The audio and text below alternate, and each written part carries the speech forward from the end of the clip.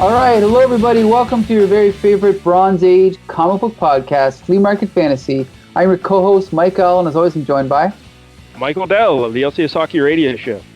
That's right, and this week it is my pick, and I would love to incorporate the title of this comic into like a joke, like a who's on first type thing, but I just couldn't think of one, but we are reviewing What the Number One. And this is from 1988, correct? That's right. And I didn't even know this, but What the actually lasted quite a long time, which we'll talk about later. But this is basically Marvel's version of Mad Magazine, you could say. And it's, I believe, this at least the second one they did. But in the 1960s, they had a book called Not Brand Ek, or Ek, or whatever. Yeah. But this is What the, starting in 1988, and I bought this right off the stand when it came out. Yes. Yeah, Not Brand Ek was the original, started in 1967, and it ran to 1969, 13 issues. Not Brand Ek. And the joke there is that back in the day there in the 60s, there was a lot of television commercials where they compared products to Brand X.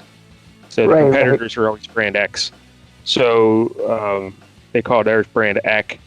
But Brand Ek was what the Marvel bullpen tend to refer to DC Comics as. Brand Ek. Right. Do you know who proposed the Brand Ek series? I'm just going to guess. Marie Severin. No, Roy Thomas. Oh, wow. Roy the boy. Okay. Roy Thomas and Gary Friedrich, actually. Really? And their idea was to make fun of DC and other competitors. And Stan Lee said, no, let's make fun of ourselves. Huh. Classy. Stan Lee was the guy. Yeah, he's classy. So that's not Brand Ek. And that title is also famous for its little mascot. You remember the little mascot guy? Yes, Irving Forbush, or Forbush Man, right? That's right. Yep. And he was like the gopher on the Marvel bullpen, the fictional gopher. Describe his outfit for the kids, because he's a tremendous character, I think. Yeah, well, basically he has like, he's on the cover here, but he's got like a red, kind of like red tights, they don't quite fit him well, a blue cape, and then like a pot over his head.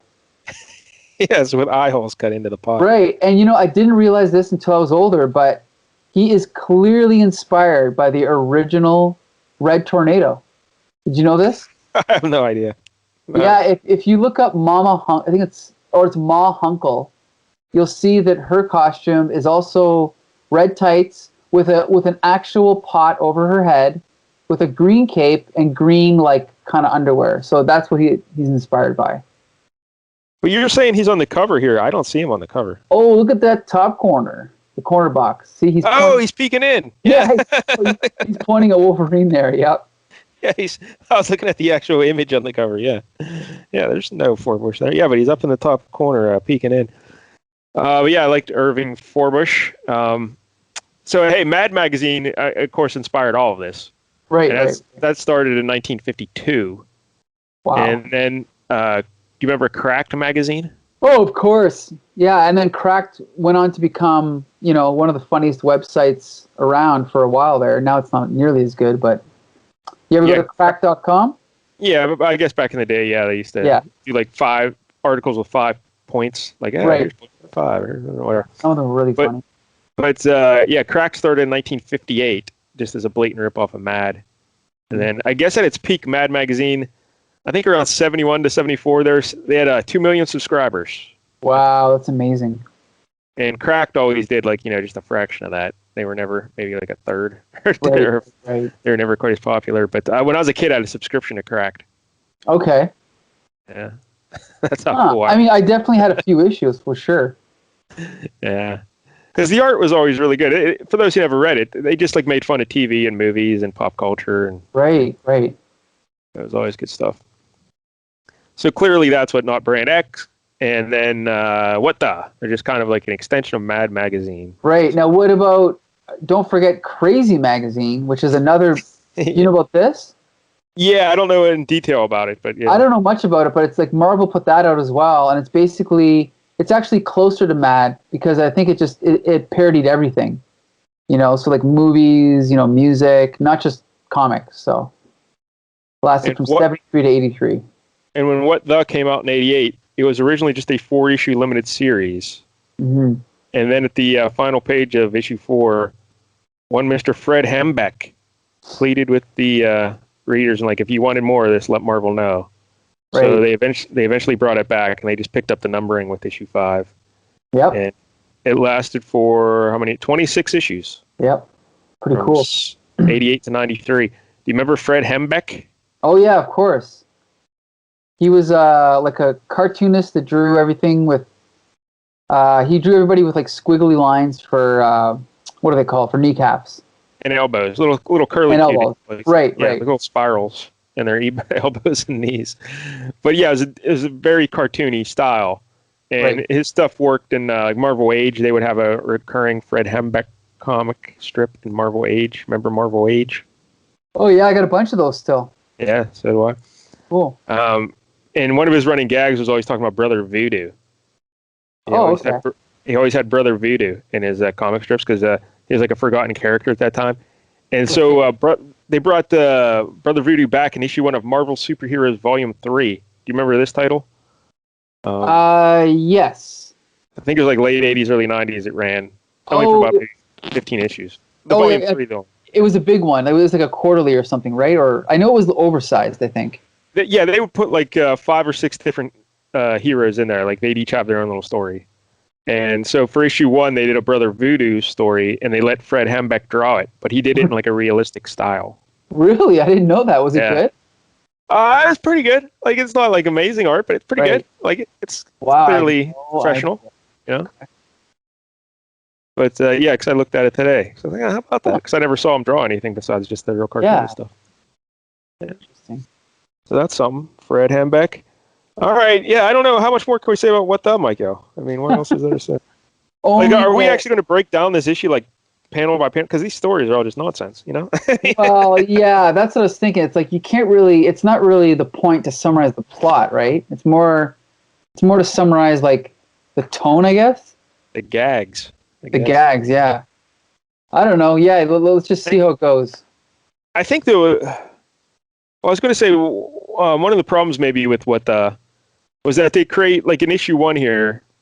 We have certain characters created and featured, and then like the next month they'll just have different takes on the same characters. You know what I mean? Like, yeah.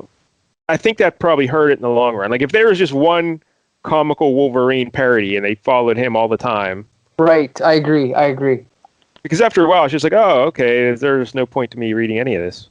Because there's just like once you read it once, you've read it. You know what I mean? Like it's like, all right. I noticed that was one thing I noticed too. Go ahead. Well, I was just going to say last week I mentioned Peter Porker, the Spectacular Spider-Ham, because I had a memory of him in this. And yeah, he's in issue 3. He's on the cover of issue 3. They did like the Craven's Last Hunt. Okay. But he's Craven is the Raven, and he's a bird. Right. Yep. I had that one. Yeah.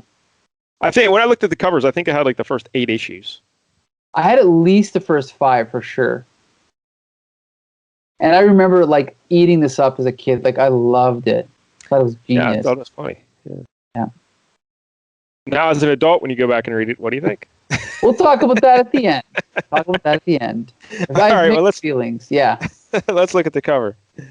All right. So we got our corner box, like we mentioned earlier, with Wolverine, but it's a funny Wolverine sticking his tongue out. It's actually from inside the comic, and he's got like a fork, a spoon, and a knife instead of claws. Yeah. Utensils sticking out of his utensils. And then we got and then Forbush Man is pointing at him, laughing kind of, or shouting. And then with the top, we got the tagline, the Marvel Mag of Mirth and Mayhem. What the? And it's got like, the question mark and the exclamation mark. So it's like somebody's, it's inside a speech balloon. So anyway, so then the title is The Usual Battle of the Century, When Titans Tussle. And we see Spider-Man hanging upside down on a web, and he's eating s'mores. And Wolverine is standing, and he's got a marshmallow on his claws, and he's cooking a marshmallow over top the Human Torch, who's sitting down reading that issue of What the, which I think is cool. Yeah. And Wolverine is saying, forget it, Bob, we're on break. We're on our break. And then in the background, we see the Hulk sitting in a 3-piece suit, and he's like, union rules, don't you know? But he's all like, he's got like a slick down haircut and a cup of tea. And then behind them is She-Hulk eating a sandwich out of a lunch bucket. And then behind them is Punisher. It looks like what is that? He's sewing whatever that's called. Yeah. There's a name for that, but I don't know what it is. Yeah. And then we see the bag of s'mores on the ground, or a bag of marshmallows, and at the bottom it says "s'more action that you can stand." Anyway. And this cover is drawn by John Bogdanove. I think it's Bogdanove. I think. I can never say his name because I always want to say Bogdanovich, like the director. Right. That's why I think it's Bogdanove. Bogdanove. Yeah. Well, what else did he draw? He used to draw, because I read some of his stuff back in the day. Yeah, he's famous for X Factor, New Mutants, and Power Pack, but also Superman, the Man of Steel. That's right. And he co-created Steel. Remember Steel? Yeah. He went on to be featured in DC's third ever superhero movie franchise, starring Shaquille O'Neal. Yeah, Shaquille O'Neal. Yeah. The renowned actor, Shaquille O'Neal. Yeah. And if you notice, this was $1.25. That's right. And $1.75 in Canada. Fuck you, Canada. I think so, Mike, how does that make you feel? I spent 50 cents less reading this than you did. This is true, but it's all relative, right? I think. I don't know. So yeah, that's the cover. What the? Yep. All right. Okay, then we jump in and we've got our what is this called? Like our not preview page, but menu. It's not. They call it switching channels with Dr. Doof. Right. Instead of Dr. Doom. And he's like looking at a monitor, and he's got the different stories in the book are on television screens. Right. So it's, well, I mean, we'll get into these later, but it's the Pulverizer, which is Punisher. Then we got the Bower Brats, which is Power Pack. Meet Clunk and Dag Nabbit, which is Cloak and Dagger. And then we've got the the X-Persons and the New Pubescents. And then we've got the Watcher in Secret Wars 3. Well, all the villains in Secret Wars 3, but we'll get to that later. And it's just also, go ahead. I'm sorry, but that X-Men story also guest stars Spidey-Man, the Offenders, the Fantastical Four, and Alfalfa Flight. Right. Yeah. Yep. Okay. So we jump in. Oh yeah, and we can talk about the creators later, right? We can mention them as we go if you want. But, well, whatever. Yeah. So this is Peter Gillis. So we got a Pulverizer story written by Peter Gillis and drawn by Hilary Barta. And Hilary Barta has been around forever. I think it's actually a man. Yeah, because when I was looking at the credits for the issue, I noticed a couple of ladies' names. I was like, oh, look at that. What the? Giving a break to female creators, letting them. Right. And I was like, oh, Hilary Barta's a dude. And then it looks like one of the other lady names was fake. Like it looks like a pen name that was just made up. Oh, okay. We'll talk about it when we get there. But yeah, Hilary Barta actually, he's been around forever, and he actually did a funny magazine for Image called Stupid, and it was supposed to be the same idea as this, but I never read it. But this Hilary Barta guy, when I looked him up, he's not just a writer. He's the artist here, right? Yeah, he's just the artist. Yeah. But he also wrote stuff, and he also did a lot of inking. Right. He also worked on America's Best Comics with Alan Moore on Tomorrow Stories. So if you ever get a chance to check that out, plus an issue of Tom Strong. So I've kind of always known about him. You know, he's always been around. I've seen him at conventions. He's really cool. So he's really cool. He comes in on like a motorcycle with a leather jacket. Yeah, well, not that cool, but yeah, I'd never heard of him until this. So yeah. Okay. Reward. Yeah. So basically, again, we're not... Mike, one more thing. You said the writer here is Mike Gillis, right? Or Pete Gillis? Peter Gillis. Now, I looked him up real quick, and he's written a lot of stuff. And he wrote a book called Strike Force. Oh, Strike Force Morituri or whatever? Yeah, the Motoriers. Yeah, here's a tip for you kids out there. When you create a book, make sure the title's easy to read and pronounce. And pronounce. Yep, I agree. Morituri, I guess. Morituri. Morituri. Yep. But I guess I had never heard it. Never knew this existed. And it ran for 3 years from 86 to 89 at Marvel. Were you aware of this title? Oh, yes, I was. I never bought it, but I was definitely aware of it. Do you know the premise? No. Okay, so it's like a sci-fi story set in some... I don't know if it's on Earth. I think it's a different planet. But there's an alien invasion going on, and to fight back the alien invasion, people volunteer for like a super soldier experiment where they get superpowers. But the catch is, once you get the superpowers, you're definitely going to die in 1 year. Okay. I think that's a pretty cool concept. Yeah, it's pretty cool. It is. Well, it's also, I give it props for not being a superhero book, right? Yeah, but I was just shocked. Like, I'd never heard of it. Never. Well, also, I just looked it up and I found out where the title comes from. Would you like to know? Sure. The title comes from the Latin phrase, and pardon my Latin, but it's Ave Imperator Morituri Te Salutant. And that translates as Hail Caesar, we who are about to die salute you. Oh, well, see, that's nice. They're about to die. They have a year. Yep. They have a year to live. But still, come up with a better name. Something easier to read. Something. All right. Anyway. So that's Gillis, the Gillis fellow. Yeah, Peter B. Gillis, yep. And I think I've come across him. I'm sure he's done some Spider-Man. Let me just quickly... He's done a lot of stuff. Yeah. So I've probably come across him like Marvel Team Up or something. I don't know. But anyway, so basically, it's funny because we just did Punisher last week, and this is a Punisher parody, but it opens up with, the kind of hard-boiled narration where Punisher is, narrating. War Journal entry 696, 0808. I was getting closer. Something was reaching out and grabbing me by the shirt front, breathing in my face with too many onions. And it's basically, stuff like that. And the joke in this is that all the clues that the Punisher finds are really obvious, right? And well, he's trying to find out who's corrupting America's youth. Right. That's the plot. And he comes across a guy. I guess we'll just go through the plot. We'll see how this works. He comes across a guy who's spraying graffiti, and I don't know if. Yeah, so I guess he just happens to be spraying his name on the wall, and you see crossed out the execute, the destroy, the vigil, and then it ends on the pulverizer, which is his name. And it's funny because all those are jokes, right? All those are in jokes. Yeah, because as we learned last week, the Executioner was who they ripped the Punisher off of. Right, and then the Vigilante, I guess you could say that's DC's got a character called Vigilante. I'm not sure about Destroyer, if that's just a throwaway, but they're all kind of, the same idea. And so it's kind of funny because, I think this art is actually great, but the Punisher bursts through the wall of this, this back alley little secret hideout and just mows down this group of people playing cards. Actually, no, he doesn't. He just shoots the table. But you see it's just a bunch of kids playing Monopoly, and there's all these bullet holes in the wall. And then he grabs one of them, and he's trying to get information out of them. And he's threatening him, and he's like, when he finishes, he's like, now, where's the newsstand at Lexington and 45th? It's at Lexington and 45th! So then he takes out, he's like, okay, I got my information. He's like, War Journal entry 555-1212. Now I had the information I needed.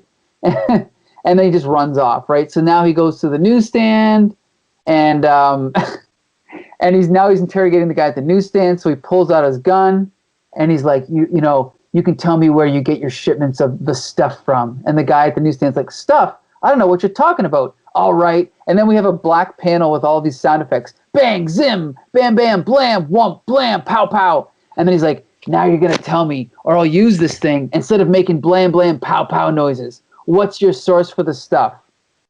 And then... that's the level of comedy we got here. No, it's good. So then this old woman comes up behind him, and the Punisher the Pulverizer can't get the information out of the guy, and this woman comes up, and she's like, he can't talk with a 40-07 what is this? Bellow, skew, rim packed, blah, blah, blah, gun in his mouth. So then Pulverizer just shoots her down, and she's dead. It's kind of funny. But anyway. Apparently shoots her in the face. What's that? Yeah, shoots her right in the face. Blam, blam, blam, blam. So Funny gets the information out of him. Then we see randomly walking. Oh, no, it's not random. It's a guy delivering the newspapers to this newsstand. And he walks up, he's like, hey, ain't you the Pulverizer? And Pulverizer just mows him down. But, he's shooting him, and these bullets are creating these giant gaping holes in the guy's chest. So I think it's kind of funny. Michael, you're loving this. Yeah, I am. This is just as funny as I remember it. Some of the other ones, not so much. But anyway, so he makes his way to where does he go? Is it a it's a distribution company, like a distributor. The same one that was distributing the newspapers. He goes to their headquarters and like blows it up. Right. Yeah, he basically just blows it up, and he's standing there watching it. And then all of the pieces of the headquarters are kind of flying past him from, the explosion. And then all of a sudden he's like, I was in a plot hole as black as the inside of Raymond Chandler's file cabinet. What to do now? Then this giant sign just hits him in the face, and he looks at it, and it's this sort of unpronounceable name, Wixer whatever, distribution. So now he knows where to go next. So he goes, so now he knows where it is, but he knows what it is, but doesn't know where it is. So then he bursts into a bar, and he's like, okay, where is this place? How do I find it? Talk. And then some guy mouths back, any moron would look in the phone book. So then, of course, the next panel, lots of sound effects like boom, king, kablam, pow, etc., etc. Now he's shot up everyone in the joint. They all have these big bullet holes with smoke coming out of them.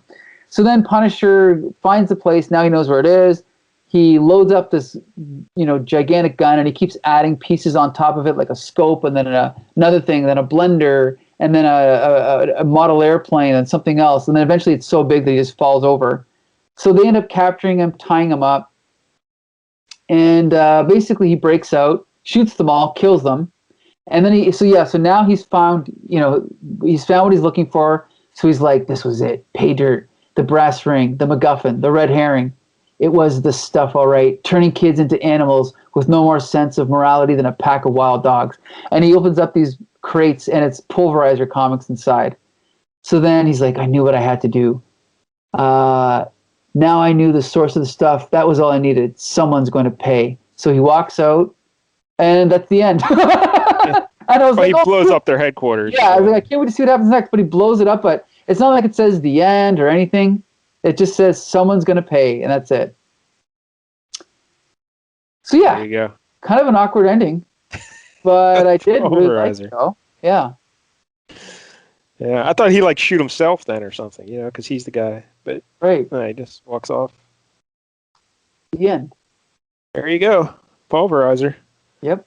No, I like this. They also did little gags for the ads, and what was this, like Charles Atlas, the old ad of the guy and the girl at the beach, and the guy kicks sand in his face. Right. So in the old ads, he'd go home and train with Charles Atlas and get strong, and then he came back to the beach and beat the guy up. So in this one, it's like the armor that made a man out of Mac. So when the guy gets his sand kicked in his face, he goes home and orders up an Iron Man suit. And he puts on the Iron Man suit, goes back to the beach, and just incinerates the dude with his repulsor rays. Again, you see the guy, he's just forearms and a head with a what's it called, rib cage, just completely disintegrated. So it's really graphic. And also I should point out that in the original, whatever it is, 4-issue miniseries, every issue has a Charles Atlas parody, and it gets more and more absurd as they go along. So it's kind of cool. All right. Hey, Michael, last night I watched Iron Man, the first one. The first one? Really? Yeah. Okay. Yeah. You've seen it before, though, right? Yeah. Oh, okay. Yeah, I'll watch it again. It's entertaining. That's all.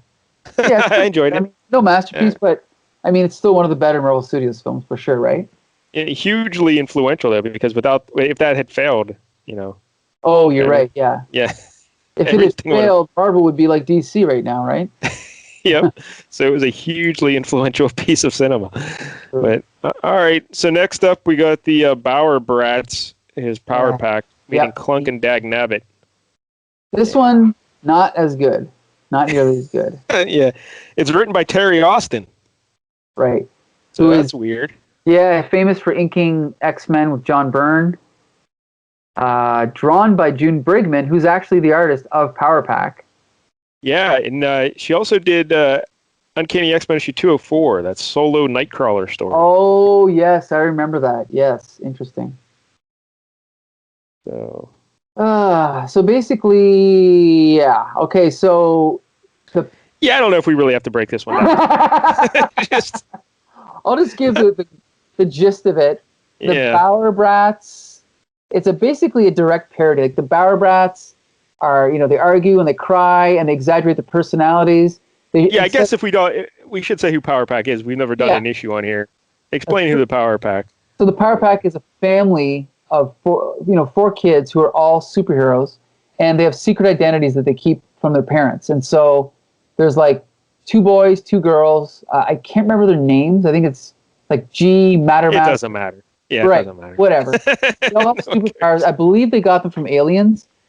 And so this is a parody where kind of like a unicorn horse from space. Yes. I can't remember his name. Yeah, I don't remember. But anyway, in the original story, the spaceship or whatever was called Smart Chip Friday. So in this parody, it is, where is it? Oh, it's the Wednesday after the day before. Hilarious. Yeah. I don't know. Now, here's the thing. I love June Brigman, but I don't know if it's a good idea to get the people who work on the book to parody the book. But maybe that's just me. Why? Because it should be someone else, I think. I don't know. I mean, they can. They're welcome to, but I just don't know if it works. But why do you think it should be someone else? So that someone else can make fun of it. Well, why can't they just make fun of it? Well, they could, but it's kind of like, it'd be like saying, okay, if I created a superhero and then you asked me to make fun of it, wouldn't I go easier on my own creation than if you did? Right? I don't know, because you're having fun with it. I mean, it's not like she draws it in the same style. She's obviously drawing it in exaggerated sure style. I'm just saying, like, for example, like there are the Family Guy Star Wars parodies. Did you ever see those? Fuck no. Fuck Family Guy. Well, one of the problems with them is that George Lucas was the producer. So they were sort of funny, but they were also, kissing his ass the whole way. Well, I see what you're saying, but at the same point, like, Marvel is the publisher of this that's making fun of Marvel books. So if that's the case, then this whole point is invalid. Well, hey, if this is the hill you want to die on, I just think there's something funny about the creator actually poking, because I'm sure like they get tired of, because these aren't creator-owned book. You know what I'm saying? Like, sure. So I'm sure these creators are like, fuck Power Pack. I want to make fun of them. Maybe, yeah. I don't know. Well, no, did June Brigman? She probably did create Power Pack with Louise Simonson. She co-created it, as far as I know. All right. but I know, like, John Byrne does appears in issue 2, and he does like a spoof of the work he did on Fantastic Four, like the same plot lines. And then he also puts in jokes about his run on Superman as well. Okay. So, like, I guess that's something you get with only the creator doing it, But, right. Whatever. Right. So basically, they meet not Cloak and Dagger. Clunk and Dag Nabbit. Clunk and Dag Nabbit, who instead of being all about, because Cloak and Dagger, their whole shtick is that they're always looking for drug dealers and trying to fight them. In this story, Clunk and Dag Nabbit are all into chocolate chip cookies. Well, you kind of glossed over the big plot here, Michael. Well, I thought that's what we were doing. Yeah. But we need to explain how they connect at least a little bit. Oh, okay. Like, there's an alien invasion. Uh-huh. And I guess that's the same with Power Pack, right? These same aliens are in Power Pack. Right. These alien aliens. And so that's how the story begins. They're supposed to thwart this alien invasion. But then the youngest Power Pack kid realizes they're out of chocolate chip cookies, and she starts flipping out. So Power Pack starts to investigate why there's a shortage of chocolate chip cookies. And then we cut to the backstories of Clunk and Dag Nabbit, and we see how they come together. They both really like chocolate chip cookies, and they like volunteer for a experiment cookie company, and they end up getting superpowers where Clunk, who's who? Yeah, Clunk is Cloak. So he can shoot chocolate chips out of that dark dimension inside his cloak. Right. And Dag Nabbit Dagger, she can shoot instead of light daggers, she shoots cookie dough. Right. Hilarious. Yeah. So they basically, so they're trying to find out who's stealing all the cookies, right? And they ended up making their way they meet up with, this is a Herald of Galactus, right? Yeah. Named Herald. And he's on a pogo stick. Right. I actually remember that joke from when I was a kid. That's a pretty funny joke. Oh, fairly funny. So they end up eventually making their way to Galactus, and he's the one that's eating all the cookies, and you see that he's standing on 2 planets, and he's crying because he's like, I had to command Herald the Herald to steal your cookies because my hunger is the hunger cosmic, and I'm still hungry. Wah! Chalky chips are my favorite ones. And so he takes off his helmet, and he looks like, what's it called? Big Boy. The LB's Big Boy. Right, but in this they call him Big Ol' Boy because they don't have the copyright. And then basically I don't even know what they do. Yeah.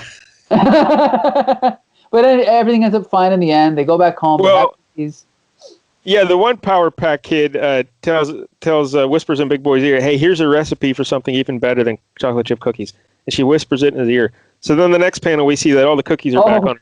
Right. Everyone's enjoying cookies. But then we look up into space, and there's Galactus as the Big Boy self, and he's eating those aliens instead. Right. Instead of frog legs, it's whatever alien race this is. I can't remember. But yeah, he's eating them as if they're frog legs. Yeah, so that solved the alien invasion problem.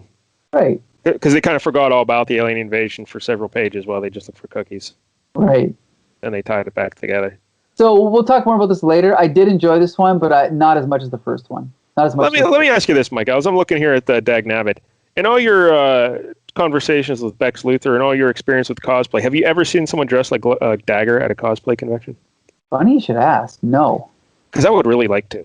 Yeah, I would too. I'm actually gonna, while we're talking, because now that I think about it, I don't think I've ever seen an actual human dressed like that. But, if you take to Google, be pleasantly surprised. All right, I'll be sure and Google that straight away after the show. Yeah. Okay. Anyway, I gotta get back to focus, Mike. Yeah, focus. Okay, focus. Anyway, so then we have a full page of gags that I didn't read because it was too dense. It's like they're ripping off. It's called UB Wasted. It's like a martial arts program for kids or something that you can learn to be a martial arts fighter. And I guess I forget what it was called, but there used to be an ad that ran all the time. UB something, a style of fighting, and I can't remember what it was called. But yeah, that's the gimmick there. Yeah. Then they did their own little Marvel Bullish Bulletins parody, which I didn't read. Right. A profile of Harry Burnmont. Right. I don't know. Is that somebody or? No. It's just a made-up guy. He just looks like, I don't know, kind of not like a zombie, but just kind of like a green-skinned, ugly, person. Like but again, that's not a. Oh yeah, so it's just made up. Like it's not a parody of someone. All made up, yeah. And then even the checklist, like, you were saying earlier how they should have just created one funny version of each character and just left it. But now we have even more versions, like Web of Spidey-Man, Worst Case Revengers, Captain Americana, Sold Out Revengers, blah blah blah. So yeah, it just I think I get, because I'm guessing like Mad didn't have continuity like that either, like continuous, like they always had different things. But I think for Marvel it would have worked better if they just had one parody for each character and kept it rolling. Right. And like you can see here, they have Alpha Flight, but then later in this issue they have Alfalfa Flight. That's another example. But anyway. What's that? Yeah, I just said anyway. Okay. Yeah. So then we jump to the next story, which is an X-Men parody called When Titans Bunch. And it's written... Where's the credits for this one? I know it's drawn by John Bogdanove, but I don't know who wrote it. Yeah, I can't remember. Yeah, I don't know. Oh, wait. Oh, here it is. Peter B. Gillis again. Oh, look at that. What that? Okay. So basically, parody of the X-Men. They're in the Danger Room. It's the X-Men and the New Mutants. And again, we're just going to quickly summarize this, but basically they're doing their thing and they end up crossing over with the Avengers. I can't remember why. Well, kind of like when they're in the Danger Room, Magma, who here is called Smegma, which I don't know what's going on. But she's pointing at Cypher because he's having his internal conflict, how he doesn't fit in with the team. So then Magneto says, all right, everybody have your conflict. And every, the X-Men, all their internal conflict. This is funny. I mean, at least this is making fun of X-Men. Like, there's a panel where they're all kind of in angst. And then we see thought bubbles for all of them. So Rogue is like, ever know the agony? And then Havoc, part of the group, Storm, torment I feel. And then Powers, Darkseid comes out. Her I love. What is this? Psoriasis? And then Warlock is like, I like this. I'm going to feel right at home in this strip. So I don't know. I think that's at least funny. It's making fun of the X-Men. And also, Michael, look at Havoc, because for those who don't remember, Havoc's costume was like a black mask with 3 white ribbon things going over his head. And he's got 1, 2, 3, 4, 5, 6, 7, 8 of them. I think he looks cooler with 8. It's not bad. Yeah, it's not bad. Yep. It doesn't look too bad at all. And then they do a little visual gag. They have, because I guess Psylocke, who here is known as Bicycle Lock, she detects that the Avengers are about to attack them. Right. And at that bottom right panel, we get a shot of Magneto, very Kirby-esque. Right. And they're making fun of it, how it's a Kirby perspective. Yeah, Cannonball's measuring the size of his hand compared to his tiny foot. But yeah, it's like the Kirby pose where one hand is jutted forward and one foot is way back. So kind of funny. Then we jump to the Avengers, and Dr. Druid says he senses the X-Men are going to attack them. Right. They're all like, no, they're good guys. They want to attack us. And then boom, they fall through the ceiling and just crush them. Right. And then I like little Magic there on the left. Hiya, kids. Hiya. Right. That's got to be a parody of something. I don't know what though. Yeah, but she looks like a little. She got fangs and pointy ears. Right. And then the next panel is just the Avengers Mansion with all these sound effects: boof, bonk, punch, sock, poop, slam. And then on the next page, we see in the background the Avengers and the X-Men are fighting each other, and then most of the New Mutants, or a few of the New Mutants, and Havoc and Longshot are all, racing to try and fight She-Hulk because She-Hulk is this hot babe. Yeah, and then we see the Fantastical Four come in, and this is my era of Fantastic Four when I started reading them. So this is Ms. Marvel. Remember I told you about her. This is the second Ms. Marvel. Yeah, they call her Miss Moreballs. Right. And then instead of Crystal, it's Crisco the Elemental. Yeah. Yeah. And then instead of Human Torch, it's Human Torch. Instead of the Thing, it's Bem Glum, the guy made out of orange rocks. Yeah, we get another Kirby perspective there. They pointed out on his Yep. And then we see then the guest host Avengers come in instead of the West Coast Avengers, and we see instead of Wonder Man, it's Wonder Bread, and he's got a Wonder Bread patterned outfit on. We see Iron Man as the unconvincing Iron Dan. What is that?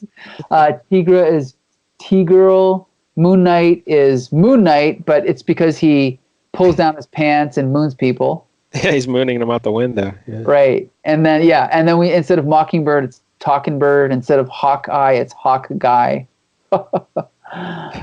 And then this is basically an excuse to get everybody in there. So now we got, instead of X Factor, it's the ever agonizing. I can't even read this. I have to zoom in. Ex ipso facto. Okay, and this is actually a really good parody of Walt Simonson art. Yes. Yep. Really good. And I don't think they give them names. No, they're just drawn. And then the next one is Alfalfa Flight, and so he calls Beast Clip Clops. Oh right, Clip Clops, and then Boast. Boast is the Beast, and then Iceman and Jean Grey don't get one. Yeah. But Clip Clops almost shoots Boast in the Charlie Browns with his his eye beam. Right. And then the next one is the awesome Alfalfa Flight, which is Alpha Flight, but they all look like Alfalfa from Little Rascals. And then the next one we see Thor, we see Hulk, except he's bulk. We see Spider-Man, Daredevil. Daredevil. It looks like he's elbowing. Is that Cloak? He's elbowing in the head. No, it's not Cloak. No, it's another guy. I can't remember his name, but it's not Cloak. It's someone else. And he's like, "Excuse me, I didn't see you there." You sure it's not Cloak? No, I think it's the Shroud. Let me just look him up. Shroud, Marvel Comics. Yeah, I know Shroud does look like that, but I mean, it's just a big cloak. But was Shroud popular in 1988? Was he around? Oh yeah, if I know him, then he was popular back then. But it's pretty tough to tell just because it's just a big cloak. Right. But anyway, he elbows him to fish and says, "Oh, sorry, I didn't see you there," because he's blind. Get it? He's fine. Right. And then we have Black Panther, but now he's the Black Panther, and he's pulling down Luke Cage's pants. right. And then he asks him, Wakanda do about it?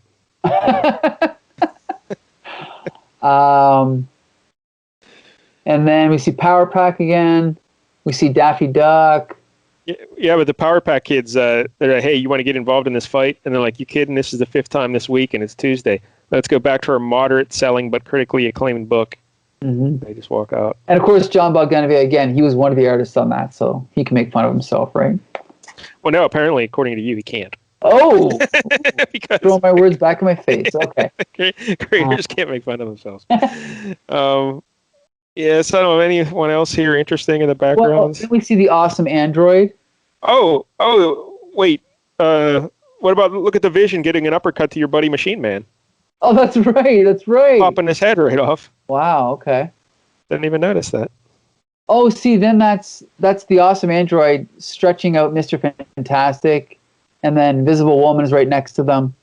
And then he's using an invisible rolling pin on the android's head. Right. Oh, you know what I just realized? You know who that is coming in on that green beam of light? Where at the panel? On the right. It's a big giant, it's the big green triangle. Aren't those the DC kids? That's the Legion of Superheroes. That's why at the bottom you see Forbush Man saying, Legal Department. Yeah, Forbush Man's the man. Yeah. And then the next... then we got the Scarecrow in the next panel. What happened here? The Scarecrow isn't showing up. Yeah, the Scarecrow, which Marvel had their own Scarecrow, by the way. You know that, right? That's true. But, I mean, you think Scarecrow, you think DC. I mean. Right. And then Thor and Hulk or Bulk are fighting. And then on the bottom panel, we see the Beyonder Command. He's like, excuse me, I was looking for Secret Wars 3. Is this it? And then they're like, out. And then you just see a bunch of hands coming in, pointing out. So then he leaves. And then basically, Captain America tries to give a speech about, why they shouldn't be fighting. He's like, it's wrong to fight amongst ourselves. We're all heroes. It's sheer mad stupidity that we should resolve the situation this way. And then they're like, so he's just about got them convinced. And then the Thing has got a calculator out, and he's basically making this formula, and he's showing how Y equals royalties divided by 0.01. I don't even know what this formula is, but X equals 6. Yeah, royalties and sales. They're trying to figure out how much money they'll make if they quit fighting and just talk. Right. And then Wolverine says, they all just say nah, and they punch Captain America in the right. And then basically the camera moves out, and we see it's just this big giant battlefield with everyone fighting. Look at that. We've got Brother Voodoo now, the bottom left. Nice. Him and Doctor Strange. Yep. Nightcrawler. There's Cloak and Dagger down there. So I don't know if that first guy was Cloak or Shroud or what. I don't know. Yeah. And then the last two panels, it just says the artist keels over of a heart attack. And then I guess that's John Bogdanove falling back. And then it says the moral, team books kill. The end. Yeah. It's too much for artists to draw. Right. Team crossovers. Okay, so then we get to the story that I read the first page of. And then I just started to skim. So I hope you read it, because this one was rough. Yeah. First I'll say that it's written by Gwen Dibley. Yes. Like you said, it's probably... Is that a so I looked it up, and Gwen Dibley, this is the only credit she has. And then I looked up the name Gwen Dibley, and I guess it's an in-joke from Monty Python's Flying Circus. Okay. Like, I guess the BBC didn't want them to call it Monty Python's Flying Circus, so like they had other names until they used other names every week. And the first one they used was Gwen Dibley's Flying Circus. So I think whoever wrote this just used that as a pen name. Yeah, I think you're right. And it's drawn by one Steve Ditko, who we all know as co-creator of Spider-Man and Doctor Strange, among other things. And basically, this one is my least favorite. It's the Watcher watching TV, and this thing is packed with dialogue. Basically, the premise here is that the Watcher is trying to come up with another big crossover event for Marvel because of the DC's doing the Crisis on Infinite Earths and all that stuff. I forget what he calls them, but so he's trying to come up with another big event, and he needs a supervillain to anchor it. Right. Like, who can he get to do it? And he first considers Doctor Doom, but what does he call him? Is he Doctor Doof here? Yeah, Doctor Doof. Yeah. But they eventually can't come to terms because Doctor Doof is worried about how much money he's going to make, what percentage and stuff. So the Watcher says, "All right, get out of here," and he kicks him out. And then he brings in, who's next? Oh my God. Galactus. Galactus. Right. But Galactus just wants to eat, and he's eating, and then he tries to eat the Watcher. So the Watcher says, "All right, get out of here. We don't want you either." Then next up is Magneto, but Magneto keeps telling him he's pronouncing his name wrong, and they keep going over how to pronounce his name, and so then he kicks Magneto out. Then he brings in the Beyonder, but he's the Behinder. What's his name? Right. And the Beyonder tries to cook up another big crossover event, but he just keeps bringing in all these villains. It's just going to be all villains, but he just keeps bringing in more and more characters until eventually there's too many, and the entire moon collapses and falls out of the because this is all taking place on the moon, I guess. And the moon falls out of the sky, and the Watcher falls through the panel on the last panel, and that's it. So there you go.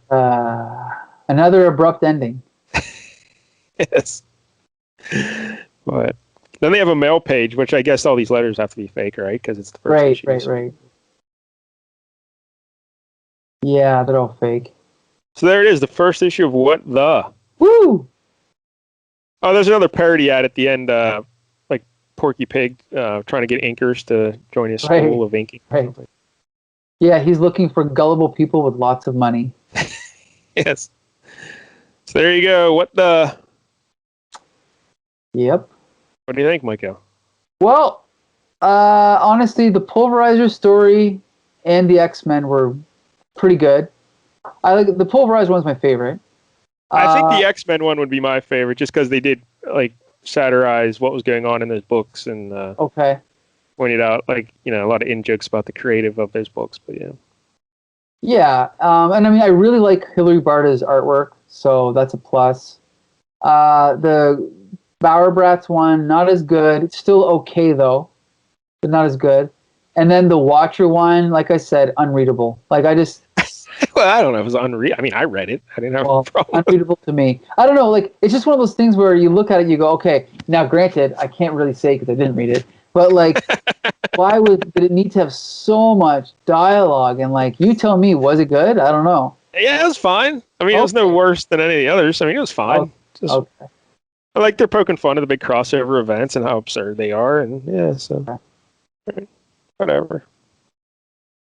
Now, here's the thing. I know that I when I was a kid, I thought it's just a given. This is a great comic. But I remember some old time readers saying oh, if you want the real thing, you got to read what's it called?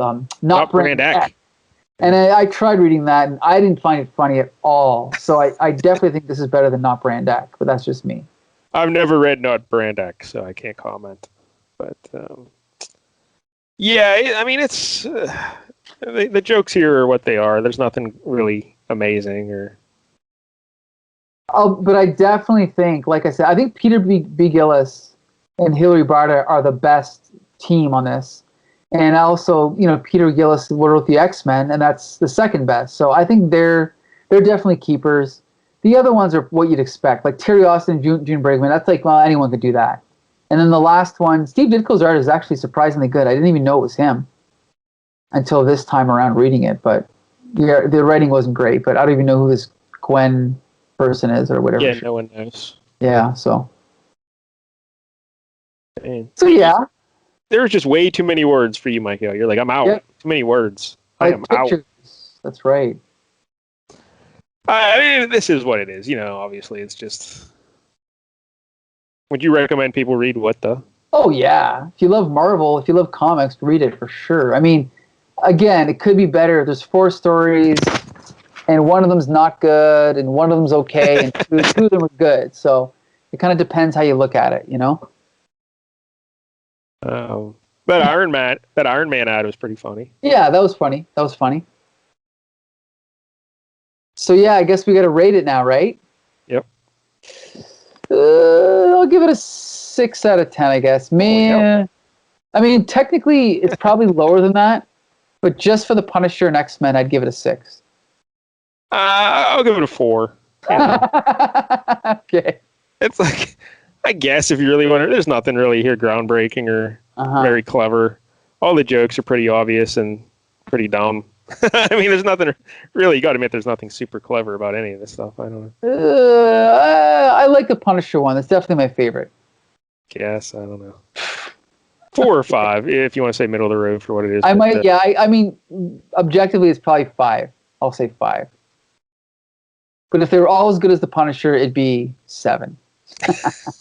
Wow, you really like that Punisher story, even though it didn't have an ending.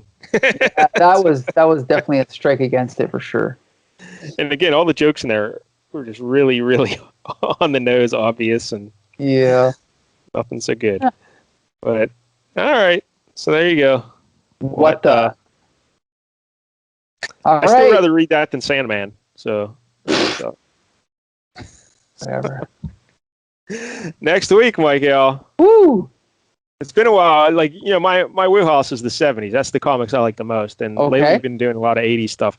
So we're going back to 1976, and we're going to do Son of Satan, issue 4. Whoa, nice. Yeah, Son of Satan. We've been mentioning it a few times on here. So, cool. Son of Satan, issue 4. I like me some Son of Satan. And no Halloween tie-in. This is just a random issue of Son of Satan. Yeah, should there be? Oh, that's right. Well, you know, I guess they did that show. Didn't they do a show recently? Son of Satan?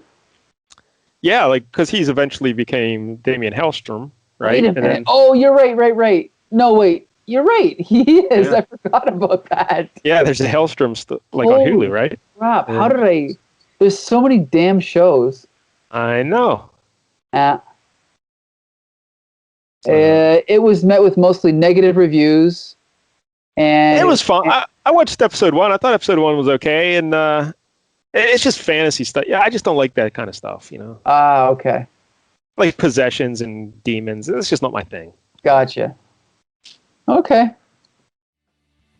All right. Well, there you go. Join us next week for a review of Son of Satan, aka Hellstrom. Each week we do a different Bronze Age comic book. 1 week I pick, 1 week Mike Dell picks. You can follow Flea Market Fantasy on Stitcher, iTunes, or Spotify under Comic Book Syndicate. You can also follow Comic Book Syndicate on Twitter, Facebook, YouTube, and the Comic Book Syndicate website. So until next Tuesday, destroy!